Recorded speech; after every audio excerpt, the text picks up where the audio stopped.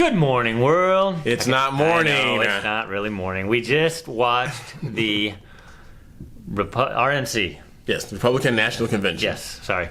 We're tired, and if you saw our TikTok, we said that every time we thought President Trump was going to be on more, and every time he said China, we were going to drink. Yes. And we had tequila. But what we did is, since he wasn't on that long, we drank anytime anybody else said China. Anybody said China or anything related to China? China, yeah. So we're a little tipsy, but we do want to do a quick review on the first night. Anyway, go ahead. We don't need to edit anything, Cedric. Okay. We are live. Oh, okay. We are live from the DNC. We're not really at the DNC.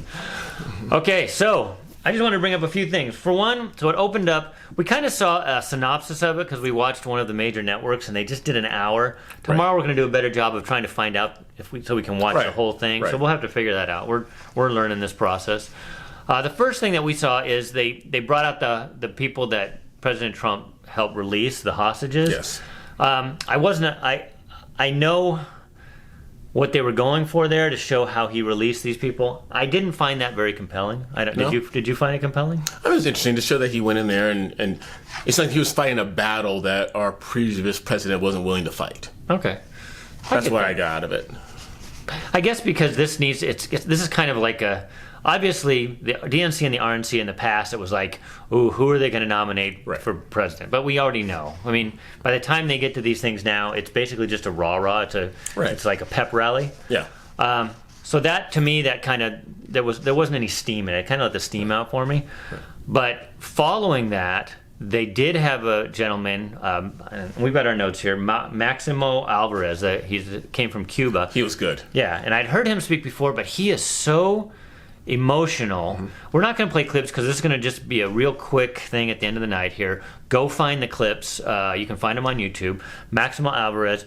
His parents fled first from Spain when Spain was going socialist, and then they go to Cuba. And then Cuba goes communist, and they flee Cuba. And he had a heartfelt. I mean, I get choked up when I hear it. Yeah, I mean, if you watch his show on YouTube, he's a passionate American. He knew the hard work that it took to come to a place where you can do a grassroots business and build it up and build yourself by your bootstraps and get it done. Yeah, and his parents kept saying, America is freedom. There's no other place. If we lose, and this is the big takeaway I get from him, if we lose America to the socialists, there's no other place to go for true liberty. Right. So he is so passionate about that, and it comes off that he's genuine. A lot of politicians, it's very, on both sides, it's just like, they're reading a teleprompter, and it's just, it doesn't really ring true. Watch this guy, Maximo Alvarez, on the first night of the RNC, and you can feel his passion, and he does not want to lose this because he even states in there that, Castro said he wasn't a communist when he took over. Yeah, how'd that turn out? And so these leaders on the left, I won't even call them Democrats anymore because they're not the Democrats that I grew up with. No. The people on the left, they say they're not communists or socialists. That's what the communists and socialists of the past have said. So watch Maximo Alvarez. It was really compelling. Yeah. The thing that stood out for me, if you watch one of our previous shows, and we made fun of it, we made light of it, but the Democratic candidate, I'm not going to use his name too much, Trump's opponent, said that if you vote for Trump, you ain't black. Yeah. But if you watch the RNC tonight, the Republican National Convention, there are a lot of people on there that prove that theory wrong. Yeah. One of them was Vernon Jones. Well, I want to kind of go, I don't want to kick you off your thing, but I want to kind of go in order here. Okay. So we're going to get to all that. Vernon Jones came later. Who came after Maximo was, and while he was speaking, Cedric said, Trump 24, and he doesn't mean Donald. He meant Junior. Junior came on. So yes. Junior, I thought Junior gave a good talk. Junior gave a great talk. I thought he's like what President Trump would be if he could get out of his own way. Right. Junior just kind of goes in there and he hits all the points, succinct, to the quick. He doesn't repeat things. He just says it and goes. Right. And I thought he was very, you're going to either love him or hate him, just like the president. It's like he's polarizing. Yeah, but I thought he did a really good job. You can't really say he didn't do a good job. No, he did a great job. Yeah. He did a great job. And then after that, then we had Senator Scott. So, like he was talking about, so everybody wants to call Donald Trump President Trump. a racist, Right. yet most of the speakers were black Americans. Yes. And even the other ones that weren't, like the first speaker we saw, I'm sorry I left her out, Nikki Haley, she's Indian. Yes. Her parents are both from India. And then we had Senator Scott, who's a Republican from South Carolina? South Carolina. Yeah. And so you liked him, and he talked to a few things, like, and this was hit over and over again when he... Oh, yeah. I mean, it's huge for a lot of Americans, especially the way I call it government schools going nowadays. Talking about school choice. Yeah, school choice. You have a lot of kids who are in lower economic areas, and who are very bright, very intelligent, and they're stuck in the school in their neighborhood when they can go to a better school with better education and better facilities and a better infrastructure and get the education they need. Yeah. And Trump is huge on that there should be vouchers put in place where students and parents can go to the school that they choose to go to. And I don't understand why every poor person, regardless of skin color, would not be for that. Why would you send your kid to a school that's failing, and if you know it's failing, and why not have that choice? And why are the Democrats constantly fighting against school choice? So we know that it's the unions. Right. It's the unions are fighting because that's where their bread is buttered. So I like that they keep hitting the school choice. And the other thing that Tim Scott said that I liked, he said, I got elected in a primarily white area as a Republican because I was judged not on the color of my skin, but by the content of his character. He really drove that point home. He did. So that was cool. And so when we talk about racism and that, the Republicans are not the racist in it, and they haven't been in history. The Democrats were the racist. I know they tried to flip everybody's mind, but by bringing out these people, and of course, like you said, Biden said, if you don't vote for him, you ain't black, but you know what? Look at your history. Yeah, and to segue into that, you went Vernon Jones. Yeah, so he came out next, Vernon Jones. He touched on that, and when Biden said, if you don't vote for him, you ain't black, Vernon Jones said the exact opposite. Vernon Jones said, we have become, and by we he meant black people, have become free thinkers now, and that we're not, and he used a term that I really loved. He said, we're not on the mental plantation anymore, or the Democratic plantation anymore. That was Candace Owens was Democratic plantation, but he said, mental plantation. He said, all the same thing, it's they're and I think they're trying to counter Biden's narrative because everybody know that went viral about if you don't vote for me, you ain't black. And so they're saying, we're black and we're Republicans and we're voting for Trump. Vernon Jones, I mean, he was basically saying, and I saw a cool meme that I saw the other day, and I think our viewers, you can answer this. He said, tell me why you're voting for Biden without mentioning the word Trump. Yeah. Tell me why you're going to vote for Biden and don't mention the word Trump at all. Yeah. And that kind of went viral. I saw that people starting to ask that on TikTok and stuff, and it's hard for people to do because they don't stand for anything. It's just orange man black. We don't like Trump. Like, okay, why are you voting for Biden?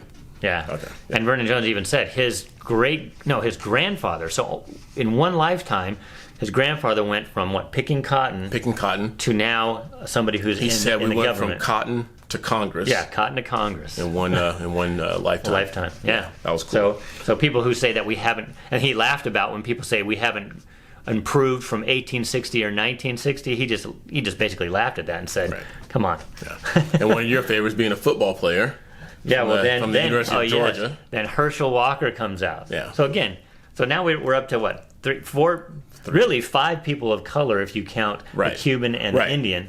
But yes, so the third black person that came up was Herschel Walker. I've always been a Herschel Walker fan. We used to do kind of a Herschel Walker workout where we would try, because his whole thing is he never lifted weights. Not the same results. He would just do like 1,000 push-ups and 1,000 sit-ups and 1,000 pull-ups. And anyway, so Herschel Walker came out and he debunked the whole Donald Trump is a racist thing, because Herschel Walker said he's been friends with Donald Trump for 37 years. Yes.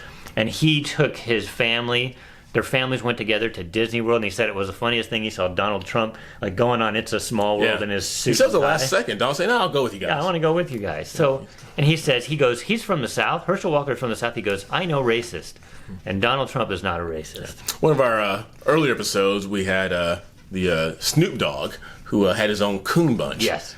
And I mentioned this to Cedric. Snoop, if you want to call Herschel Walker a coon to his face, Good luck with that. We will be there to film it. I want to film that so I bad. want to go and see that. So anybody who knows either one of them, I want you to introduce them, please. and then I want Snoop to call Herschel Walker a coon to his face. And a young lady who's really gained some steam Before lately. that, the Herschel Walker, one of my favorite things he said something about that Donald Trump really wants to help with race relations, by funding all those HBCUs and all that. He's shown that he puts what he says to action by funding that. The lowest unemployment for blacks and Hispanics. And other minority groups. And he says he really does it. It's not a bunch of slogans on jerseys. LeBron James, anybody? Yeah. So that was one of my favorite lines from him.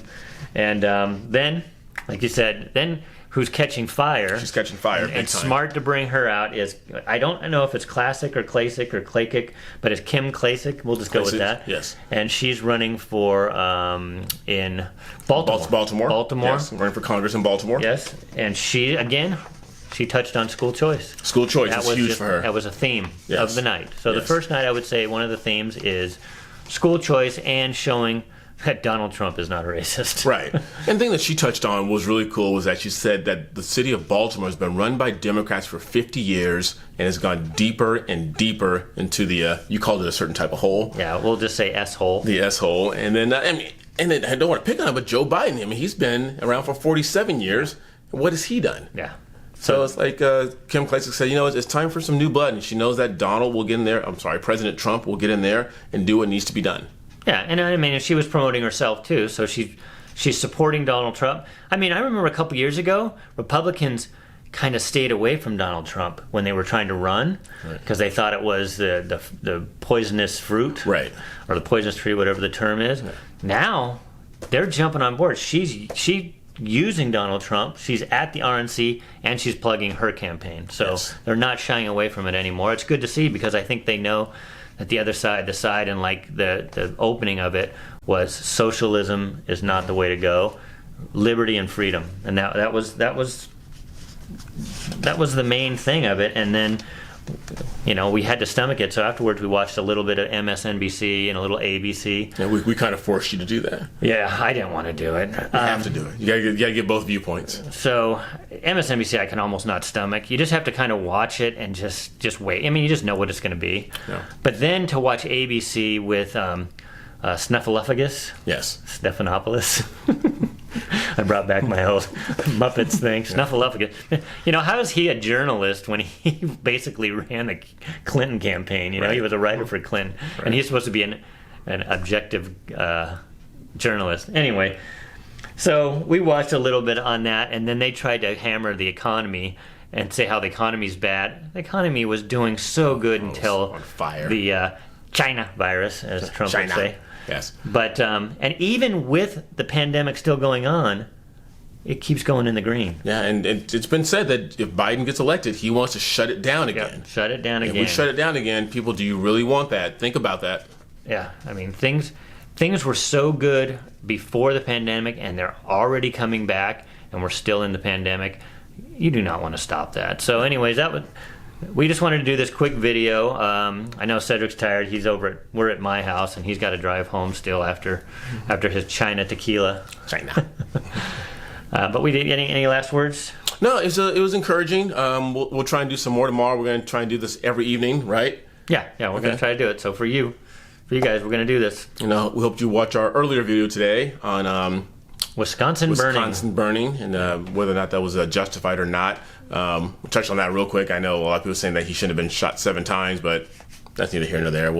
Each day we'll have more information on that too. So. Yeah, but we appreciate you guys watching. Make sure you like, subscribe, ring the bell, and share this video with everyone you know. And we appreciate you guys watching. So get out there and vote in November. We'll keep driving that home as we get closer and closer to the voting date. But we appreciate all of you. And until next time, until tomorrow, I'm Cedric. And I'm Brian. See you later.